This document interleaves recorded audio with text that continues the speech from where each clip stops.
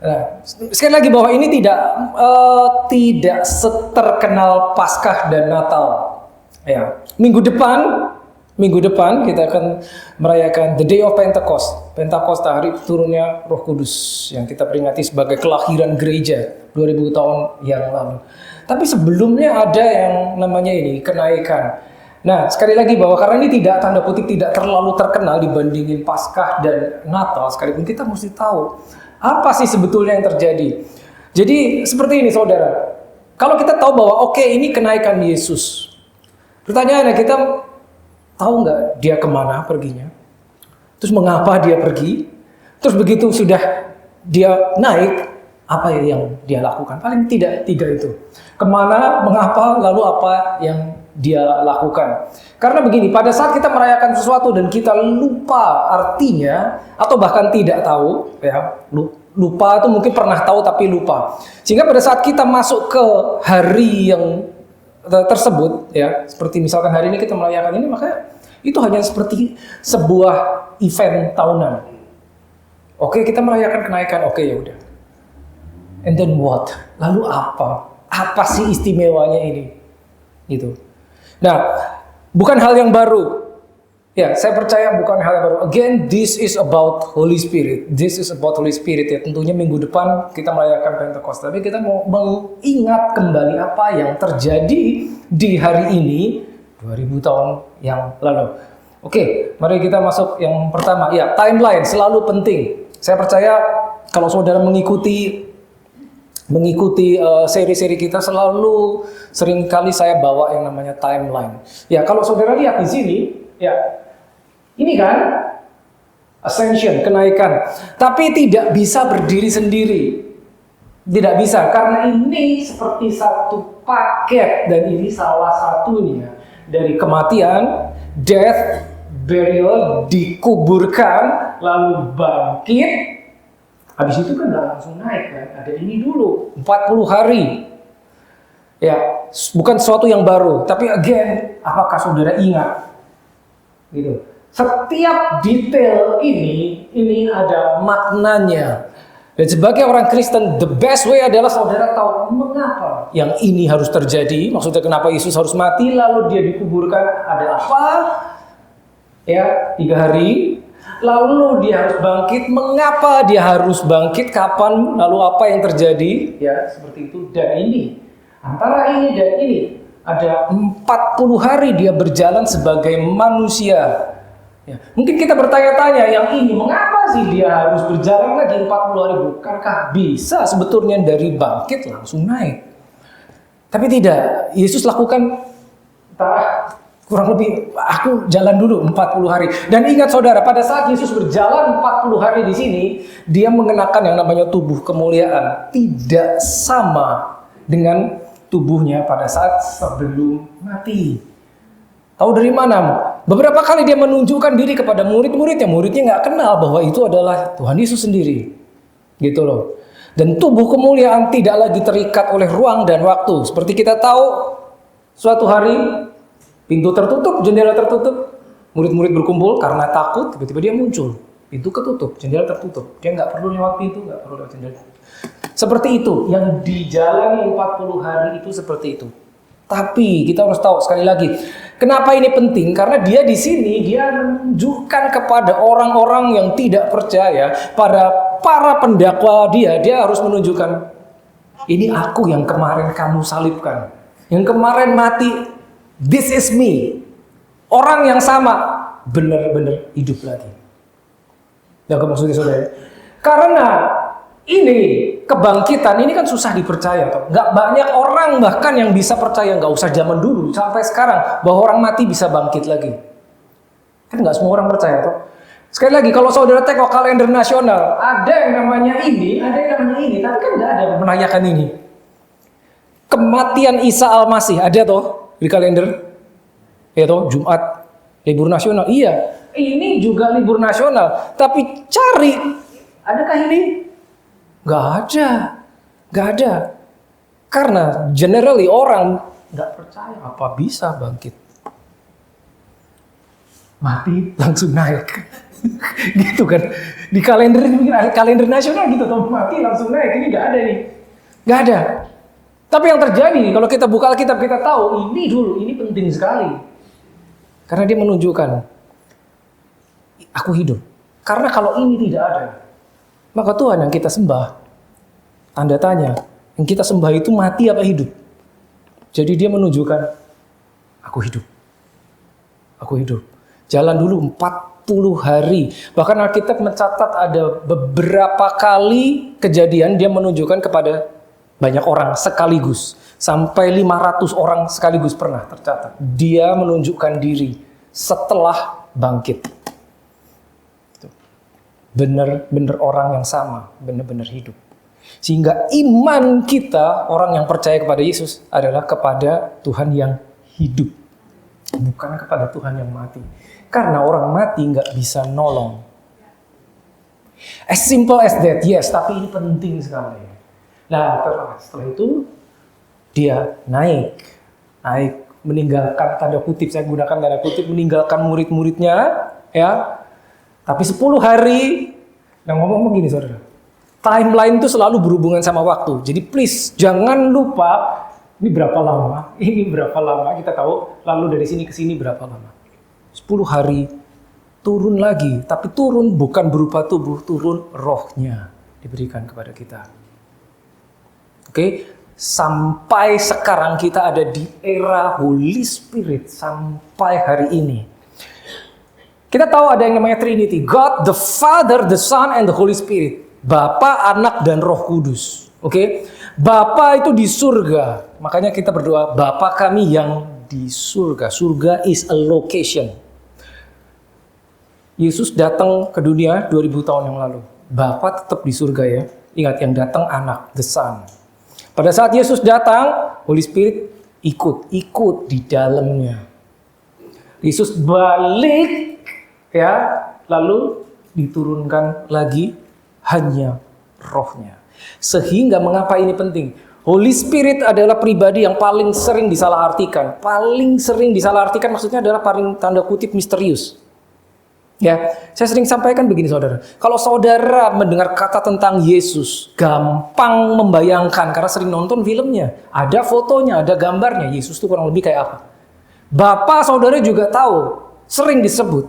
Tapi kalau saudara harus menggambarkan Holy Spirit, kayak apa? Kayak apa? Sehingga pribadi Roh Kudus itu menjadi yang paling asing, tanda kutip paling asing.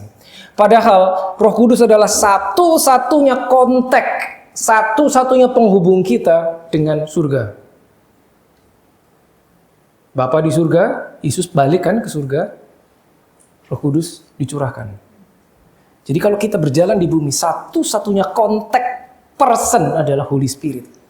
Tapi kalau yang itu, satu-satunya kontak person kita nggak kenal, rugi kita saudara. Gitu.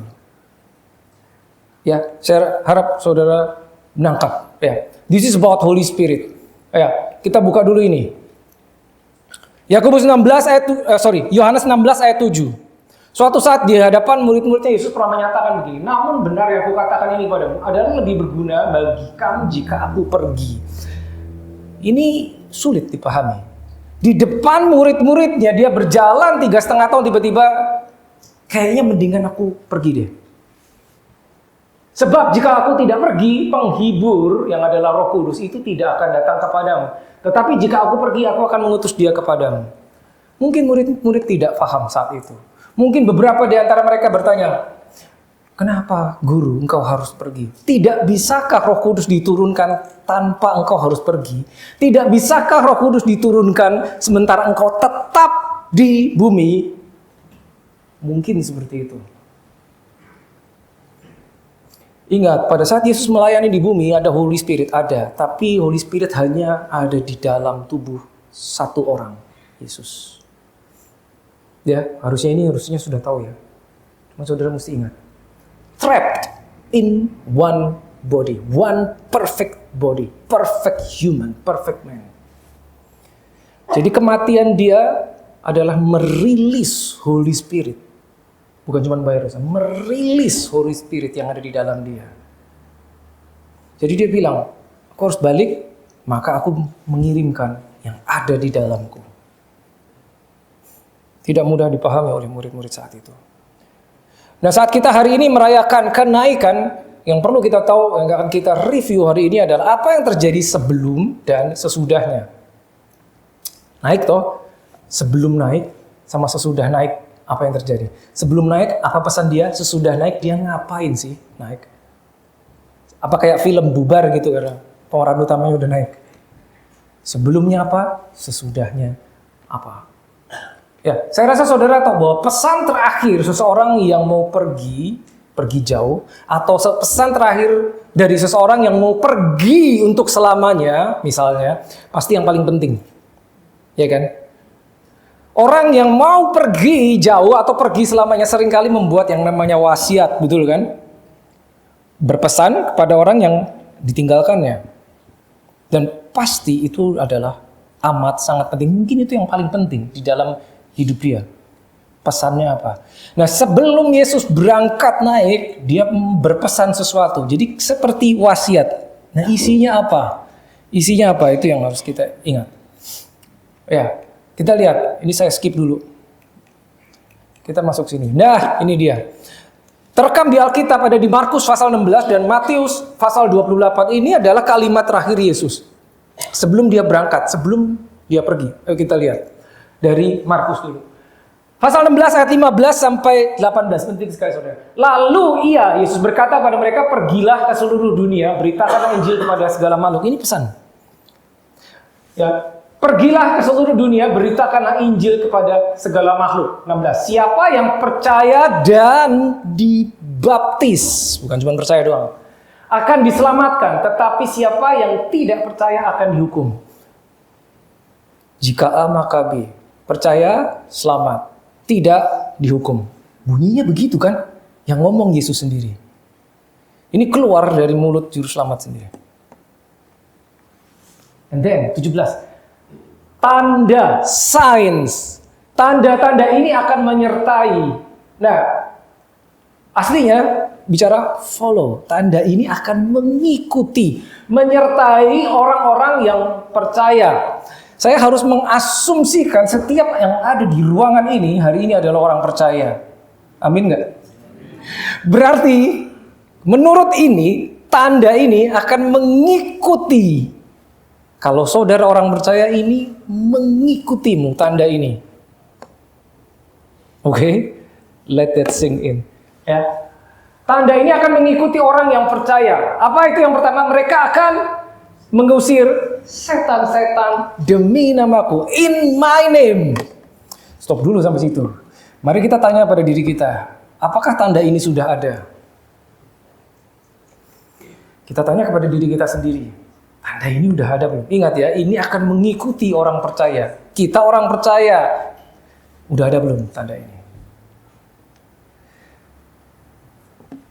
Nomor 1. Tanda berikutnya apa? Mereka akan berbicara dalam bahasa-bahasa yang baru bagi mereka. Udah ada belum tanda ini bagi kita? Kita orang percaya loh. Oke, tanda lain apa? Mereka akan memegang ular dan sekalipun mereka minum racun maut, mereka tidak akan mendapat celaka. Ini bukan berarti nanti saudara keluar dari sini cari ular ya. Terus ada racun diminum. Cuman mau tahu di tanda ini sudah ada, bukan. Ini berbicara tentang total protection. Total protection. Ya, minum racun maut pun tidak akan celaka. Oke. Lalu tanda berikutnya apa? Mereka akan meletakkan tangannya atas orang sakit. Meletakkan tangan atas orang sakit. Apakah ini sudah ada dalam kehidupan kita tanda ini? Ini kan Yesus ngasih tahu toh. Tanda-tanda ini akan mengikuti orang percaya. Dengan kata lain begini saudara. Kalau kamu percaya, bisa dilihat dari tanda ini. Kalau kamu orang percaya, bisa dilihat dari tanda ini. Kalau dibalik, kalau tanda ini tidak ada, berarti nggak usah diterusin. Renungkan sendiri yang itu. Ngomongnya aja nggak tega. Oke. Ya, 19. Sesudah Tuhan Yesus berbicara demikian kepada mereka, terangkatlah ia ke surga. Udah berangkat, naik toh, di depan muridnya. Lalu duduk di sebelah kanan Allah. Ingat ya, duduk, bukan berdiri. Dan di sebelah kanan, bukan di sebelah kiri. Saya rasa nggak perlu saya jelasin lagi, saudara harusnya masih ingat. 20. Mereka pun pergilah memberitakan Injil ke segala penjuru, dan Tuhan turut bekerja dan meneguhkan firman itu dengan tanda-tanda yang menyertainya. The signs shall follow. Tanda akan mengikuti, tapi tanda itu, makanya dibilang follow, mengikuti. Tanda itu tidak akan mengikuti, perhatikan baik-baik, jika orang tersebut tidak kemana-mana. Makanya, follow, these signs shall follow, mengikuti. Berarti orangnya pergi, diikuti tanda. Tapi kalau orangnya tidak pergi, ya nggak heran kalau tandanya tidak mengikuti. Bukankah itu simple? Nangkep ya, saudara? Ini dari Markus. Mari kita lihat dari versi Matius. Matius ayat yang pasal yang 28. Ya, ini dia. Matius 28 ayatnya 16 sampai 20. Ya, ini kejadian yang sama dari sudut pandang Matius. Dan ke-11 murid itu berangkat ke Galilea, ke bukit yang telah ditunjukkan Yesus kepada mereka. Ketika mereka melihat dia, mereka menyembahnya, tetapi beberapa orang ragu-ragu. Wait, ini bukan orang lain, ini 11 muridnya yang berjalan paling dekat dengan Yesus 3,5 tahun. Masih bisa ragu. Masih bisa ragu. Alkitab tidak menjelaskan ragunya apa. Apa yang diragukan? Mereka bukan pertama kali melihat Yesus setelah bangkit, tapi masih ragu. Bisa terjadi, bisa. 18. Yesus mendekati mereka dan berkata, kepadaku telah diberikan, berapa banyak? Segala. Kalau saudara ketemu kata segala, stop di situ. Renungkan baik-baik. Kepadaku telah diberikan segala kuasa, di mana di sorga dan di bumi. Udah habis. Nggak ada lagi. Di sorga dan di bumi diberikan kepadaku, kata Yesus. Nah, mungkin di titik ini orang bisa berpikir, ya oke lah, itu kan diberikan kepada Yesus, bukan kepada kita. Nanti dulu, belum selesai. 19. Karena itu, kata karena itu tidak bisa berdiri sendiri. Karena itu menunjukkan bahwa kalimat itu terhubung dengan kalimat sebelumnya. Betul kan? Karena itu. Perhatikan kalimatnya. Karena itu, therefore, pergilah. Mirip ya sama yang tadi. Pergi, jadikan bangsa muridku. Jadikanlah semua bangsa muridku. Dan, sama toh, baptislah mereka dalam nama Bapa, Anak, dan Roh Kudus. 20. Dan ajarlah mereka melakukan segala sesuatu yang telah kuperintahkan kepadamu.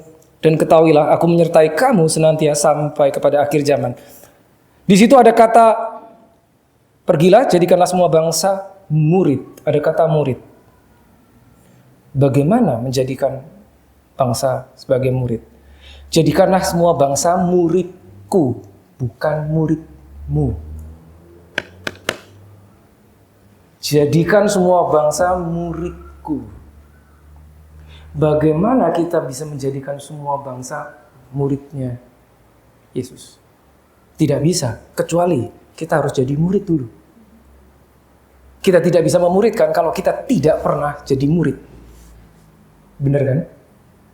Karena menjadikan murid Yesus, bukan murid kita. Kalau jadikanlah muridmu, kita nggak perlu jadi muridnya Yesus, bisa. Jadikanlah semua bangsa muridku. Demikian kata Yesus. Berarti kita harus jadi muridnya dia dulu. Karena 20, ajarlah mereka melakukan segala sesuatu.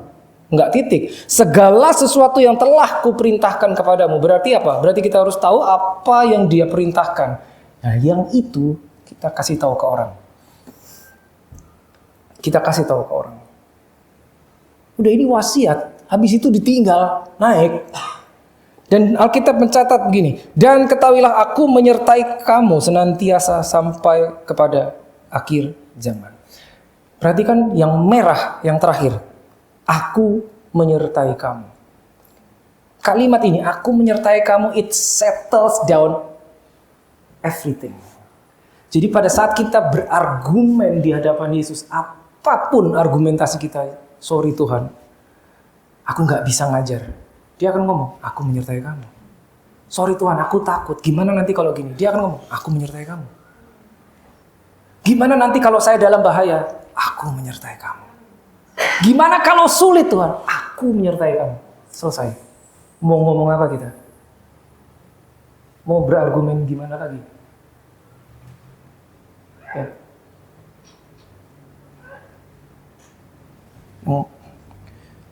Aku menyertai kamu sampai kepada akhir zaman. Ini putus nih. Ya, ayatnya di ayat 20 itu. Nangkap yang maksudnya saudara? Ini diberikan kepada murid-muridnya. Dan pada saat saudara membaca Alkitab, Yesus berbicara seperti itu pada murid-muridnya. Kita nggak bisa ngomong gini, itu kan buat rasul. Saya bukan rasul. Gak bisa kita bicara seperti itu. Kekristenan adalah seperti Kristus. Kekristenan adalah hidup di dalam Kristus. Kekristenan adalah Kristus di dalam kita. Kita nggak bisa mengelak, saudara. Tidak bisa. Begitu kita mengaku kita orang Kristen, begitu kita percaya kepada Kristus Yesus, ini adalah bagian kita. Ya, saudara ingatkan, kalau saudara baca di Alkitab ada kata Yesus Kristus, tapi ada kata Kristus Yesus yang tidak sama. Yesus Kristus berarti penekannya di Yesusnya, di personnya, di orangnya. Tapi kalau Kristus Yesus penekanannya di Kristusnya. So what is Kristus? Apakah itu Kristus? Kata Kristus artinya Mesias, Mesias yang diurapi, anointing. Bukan cuma anointing tapi the anointed one. Yang diurapi, anointing, urapannya. Jadi kalau Kristus di dalam kita berarti urapannya ada di dalam kita. Seperti itu. Masalah kita tahu apa tidak itu nomor sekian. Ya. Oke, ini sebelum, terus habis itu dia naik. Nah, sesudahnya ngapain? Ya. Ini harusnya masih ingat karena belum lama kita belajar ini. Belum lama, mungkin baru 2 bulan lalu. Efesus 1 ayat 19 sampai 23. Kalau saudara baca Efesus 1 ayat 19 sampai 23, saudara harus baca Efesus 2 ayat 6-nya. Nanti kita akan buka. Karena Yesus naik terus ngapain? Yesus naik, kita tahu dia duduk di sebelah kanan Bapa. Lihat, kita baca. Dan betapa hebat kuasanya bagi kita yang percaya sesuai dengan kekuatan kuasanya yang dikerjakannya di dalam Kristus dengan membangkitkan dia dari antara orang mati. Tadi kan bangkit kan? Dan mendudukkan dia di sebelah kanannya di surga. Jauh lebih tinggi dari segala. Segala, you name it, segalanya. Jauh lebih tinggi, bukan lebih tinggi. Jauh lebih tinggi, far above all. Jauh lebih tinggi dari segala apapun. Udah sebutlah apapun, jauh lebih tinggi. Itulah kenapa kita harus tahu dia duduk di sebelah kanan, bukan di kiri. Karena kanan adalah position of authority. Di sebelah kanan Bapa. Dan duduk. Karena it is finished. Selesai. Tugas dia di bawah selesai. Makanya dia duduk. Bukan berdiri. Duduk. Gitu. Lalu yang menjadikan murid itu siapa? Ya kita semua. Dengan kata lain, dia sebelum pergi, dia berpesan, oke, jadikanlah semua bangsa muridku. Itu sekarang giliranmu, udah. Sekarang giliranmu. Makanya aku menyertai engkau. Kayak 10 hari berikutnya, Roh Kudus dicurahkan. Udah, komplit, udah. Kita nggak bisa beralasan lagi. Lalu yang ini. Udah. Ya. Dan di dalam Kristus Yesus, ia telah membangkitkan kita juga dan memberikan tempat bersama-sama dengan dia di surga. Tadi Yesus didudukkan di sebelah kanan, sekarang kita diberi tempat bersama-sama dia. Berarti kita di situ juga.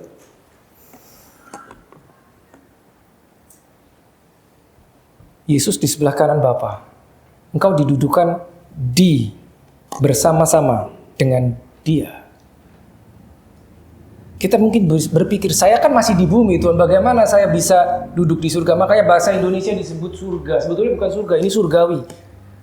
Heavenly places. Heavenly places itu realita, realm of heaven. Bukan heaven-nya sendiri, bukan location-nya, karena kita masih di bumi. Tapi kita memiliki posisi in the heavenly realm, persis sama seperti Yesus.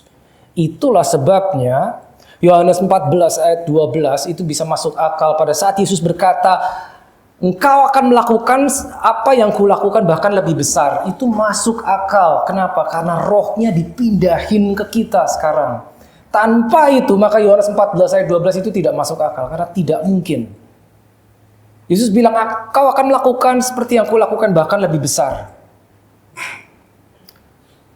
Seperti saudara tahu, Kristus itu bukan surname-nya Yesus. Yesus Kristus. Bukan family name. Bukan. Ya, kita udah tahu apa itu artinya Kristus. Dia naik, maka Roh Kudus dicurahkan sehingga menjadi banyak Kristus. Ada Kristus, Kristus, Kristus. Ada banyak Kristusnya. Suatu saat saya pernah khotbah di satu tempat. Selesai khotbah, gembalanya nyamperin saya. Ada yang protes tadi, Pak. Loh, protes kenapa? Dia nggak setuju katanya. Bagaimana kita bisa jadi Kristus? Kristus itu kan Yesus. Sayang saya nggak ketemu orangnya.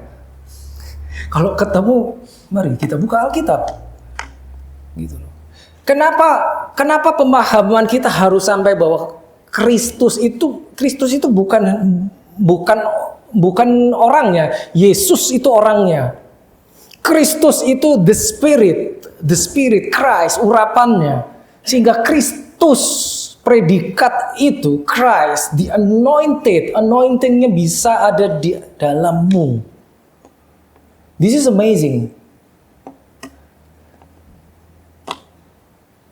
I know at this moment pikiran kita, our mindset will fight against us. Apa bisa? Kayaknya nggak mungkin. Gimana? Nggak masuk akal. Itu yang ada di sini. This is something deep.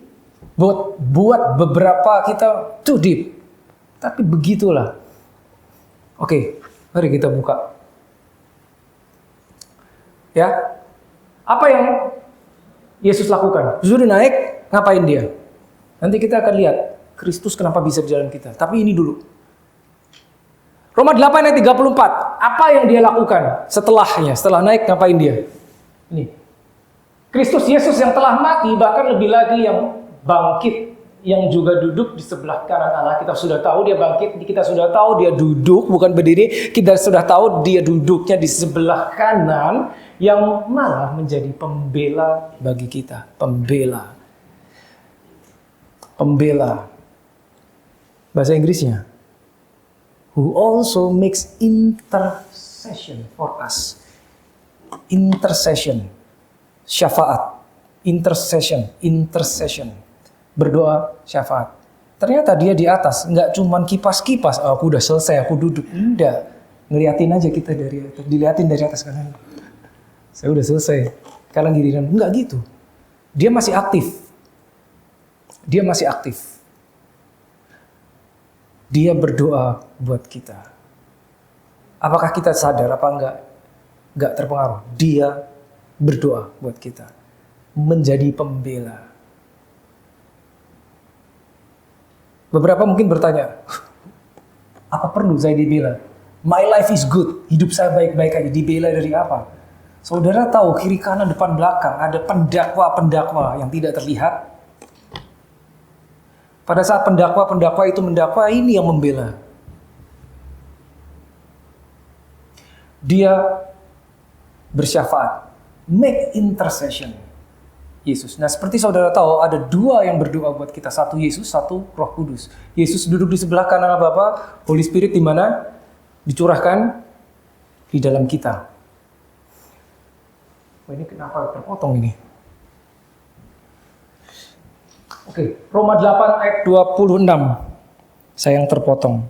Roma 8 ayat 26 ini yang menunjukkan bahwa Holy Spirit juga berdoa buat kita.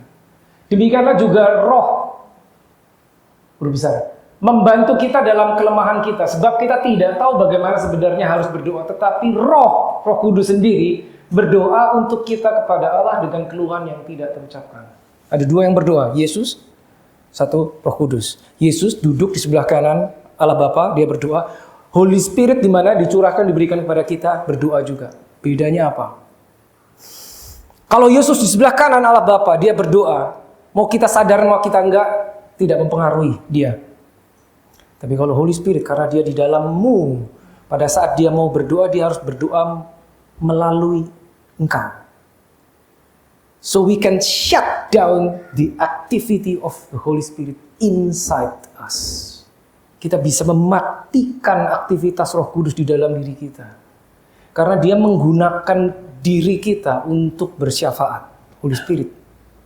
Tahu ya bedanya? Jadi kalau kita bilang, enggak, saya enggak mau berdoa. Dia di dalam kita. Dia akan perlu pinjam tubuh kita. Dia akan perlu pinjam jiwa kita, Holy Spirit. Dia perlu pinjam mulut kita untuk mengucapkan doa, untuk mengucapkan firman. Karena dia di sini, di dalam. Itu bedanya. Oke, now go back to the slide, please. Kembali. Ya, Christ in you. Ini juga seharusnya saudara sudah tahu. Kolose 1 ayat 27. Kolose 1 ayat 27. Rasanya ini ada di ayat hafal. Oke, kepada mereka Allah mau memberitahukan betapa kaya dan mulianya rahasia itu di antara bangsa-bangsa. Ini Rasul Paulus. Rahasia, misteri di antara bangsa-bangsa. Jadi ada misteri yang luar biasa. Apa itu misterinya? Yaitu Kristus ada di tengah-tengah kamu.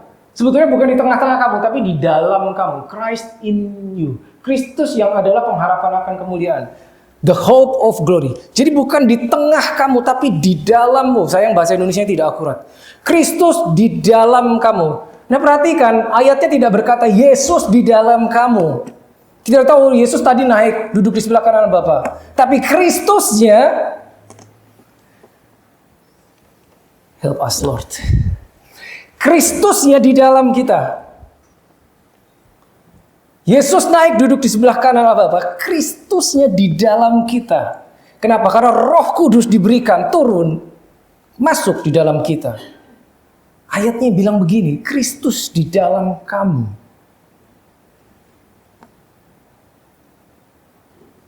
Itu Kolose 1 ayat 20. Lalu Kolose 3 ayat 4. Apa bilang Kristus yang adalah hidup kita? Wow, your life is Christ. Kristus adalah hidup kita. Christ. Apabila Kristus yang ada di hidup kita menyatakan diri, kelak kamu pun akan menyatakan diri bersama dengan dia dalam kemuliaan. Ibrani 3:14.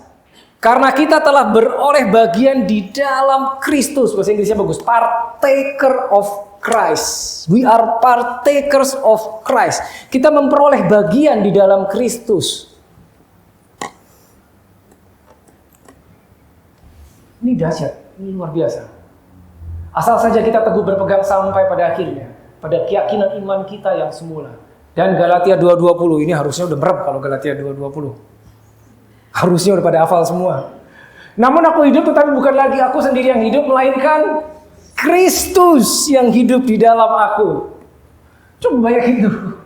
Kristus di dalammu. Kristus adalah hidupmu. You are partakers of Christ. Engkau mengambil bagian dalam Kristus. Lalu Kristus hidup di dalam aku. Selesai sebetulnya sudah. Gitu. Itu benar-benar menunjukkan bahwa Yesus bilang, aku menyertai kamu. Itu dia nggak basa-basi, benar gitu loh. Bahwa kita harus melakukan seperti yang dia lakukan. Itu masuk akal sekali ternyata. Karena ini saudara. Karena ini. Dan satu lagi. Tadi kan, ini kan Kristus di dalam. Ya, Christ in you. Lalu satu lagi. Nah, you are in Christ sekarang. Tadi Christ in you. Now you are in Christ. Apa yang kita bilang? Roma 8 ayat 1. There is therefore. Ini bahasa Inggris ya. Karena bahasa Indonesia ada susah. There is therefore now no condemnation to those who are in Christ Jesus. There is present tense. Bukan there was past tense. Bukan there will be future. There is. Therefore, kapan? Now. Bukan kemarin, bukan dulu, bukan nanti. Now. There is therefore now. Wah, ini udah strong banget. No condemnation. Tidak ada condemnation. Tidak ada condemnation. Bahkan jiwa kita sendiri mengkondem kita. Nggak bisa. To those who are in Christ Jesus. Perhatikan, bukan Jesus Christ. Christ Jesus. Saudara sudah tahu bedanya ya. 2 Korintus 5 ayat 17. Ini juga harusnya sudah hafal. Ya, 2 Korintus 5 ayat 17. Karena ini ayat hafalan. Therefore, if anyone is in Christ. Di dalam Kristus. Dia adalah ciptaan baru. Yang lama sudah berlalu, sesungguhnya yang baru sudah datang. Selesai kan? Lalu satu lagi, Kolose 3 ayat 3. For you have died and your life is hidden with Christ. Tersembunyi di dalam Kristus. Itu kita. Itu kita. Setelah dia naik, dia mencurahkan Roh Kudusnya. Ya, kita lanjut nanti minggu depan, Pentakosta. Kita akan mereview apa Roh Kudus, bagaimana dicurahkan, apa yang terjadi pada saat Roh Kudus dicurahkan, dan seterusnya. Tapi ini sebetulnya bagian kita adalah ini. Kalau kita nggak tahu, kita cuma kelewat gitu saja, saudara. Oke, kita merayakan kebangkitan. Ya udah, bangkit and then what? Bangkit. Besok juga lupa, ntar keluar juga lupa. Meaningnya kita harus tahu apa. Karena setiap kali event, apa yang dilalui Yesus, itu meaningful, saudara. Itu meaningful. Kita harus tahu. Begitu kita tahu, kita akan seperti melihat cermin. Itu loh, sesungguhnya engkau seperti itu. Ya. Percaya apa enggak itu individu lepas individu. Kita mau percaya apa enggak, susah dipercaya, itu jiwa kita. Susah dipercaya, itu mindset kita. Apa iya, apa bisa, itu kepala kita yang. Makanya tadi saya bilang, your mind will come against you. Karena ini harus ditundukkan di dalam Kristus. Gitu. Tapi sesungguhnya inilah kita. Inilah engkau, inilah aku. Ya. Jadi bicara kebangkitan Kristus Yesus. Bukan cuman Yesus selesai ministering di sini terus pulang gitu, ditinggal pulang. Tidak seperti itu. More than that. Lebih dari itu. Jadi bukan cuman sekedar dia naik, tapi dia naik dan kuasa turun. Dia naik dan kuasa turun karena dia tidak berhenti. Dia naik 10 hari kemudian rohnya dicurahkan. Ya. Dan kalimat aku menyertai kamu yang tadi itu luar biasa. Karena itu bicara authority, itu bicara protection, itu bicara assurance, jaminan. Makanya keselamatan itu jaminan keselamatan. Oke, let us pray. Bapa, kami bersyukur buat segala kebaikan-Mu. Biar Roh Kudus terus bekerja di tengah kami, di dalam diri kami masing-masing. Karena Engkau yang mengingatkan akan apa yang telah kami terima. Engkau yang akan mengingatkan akan firman-Mu yang telah kami dengar. Sehingga firman-Mu benar-benar hidup. Sehingga logos itu berubah menjadi rema. Sehingga pada saat kami membutuhkan, maka firman yang adalah kehidupan, firman yang adalah Engkau sendiri akan muncul keluar. Bukan hanya muncul di dalam ingatan kami, tapi kehidupan. Kami bersyukur Tuhan karena Roh-Mu yang Kau biarkan, Kau berikan diam di dalam kami. Sehingga setiap kami yang percaya, setiap kami yang yakin, kami tahu bahwa Christ is in us, Kristus di dalam kami. Bahwa kami adalah partakers of Christ. Kami mengambil bagian di dalam Kristus. Bahwa Kristus adalah hidup kita. Bahwa hidup kami tersembunyi di dalam Kristus. Ada satu unity. Kristus di dalam-Mu dan Engkau di dalam Kristus. Engkau sendiri dengan kuasa Roh-Mu yang memateraikan kebenaran firman-Mu di dalam setiap kami, anak-anak-Mu ini, Tuhan. Sehingga dimanapun kami berada, pada saat kami melepaskan firman, ada kehidupan yang keluar dari mulut kami. Saat kami memperkatakan firman, ada kehidupan yang keluar dari dalam diri kami. Seperti Kau katakan, ada aliran-aliran kehidupan coming out of your innermost being. Aliran-aliran kehidupan. That is the anointing of the Holy Spirit. Aliran kehidupan keluar dari dalam dirimu, keluar dari dalam dirimu, menjamah setiap orang yang membutuhkan, menjamah dirimu sendiri, menjamah orang di kiri dan di kananmu. sehingga kehidupan Kristus yang diam di dalam engkau tidak sia-sia, sehingga kehidupan Kristus yang diam di dalam engkau, sehingga Roh Kudus yang di dalam engkau sekarang ini aktif melalui engkau, aktif melalui mulutmu, aktif melalui deklarasi firman yang keluar dari mulutmu. Terima kebenaran. Roh Kudus, Engkau yang menolong setiap kami untuk bisa percaya, bukan hanya percaya tapi mengingatnya dan membawa di dalam kehidupan setiap kami. Sehingga kami adalah Kristus yang baru. Sehingga kami adalah orang-orang yang diurapi sama seperti Yesus sendiri. Like 1 John 4:17 berkata, as He is, present tense, as He is, so are we in this world. Seperti Dia, Yesus Kristus, demikian pula kita. Seperti Yesus, di mana Yesus yang ada di sebelah kanan Allah Bapa, demikian pula engkau. Seperti Yesus, demikian pula engkau. Seperti Yesus, demikian pula hidupmu. Seperti Yesus Kristus, demikian pula pelayananmu right here, right now. Seperti Kristus Yesus, demikian pula urapanmu. Sama persis. Thank you Lord, thank you Holy Spirit. Kami mengucap syukur Bapa. Kami serahkan semuanya ke dalam tangan-Mu. Kami percaya, sealed. These promises are sealed in Jesus mighty name.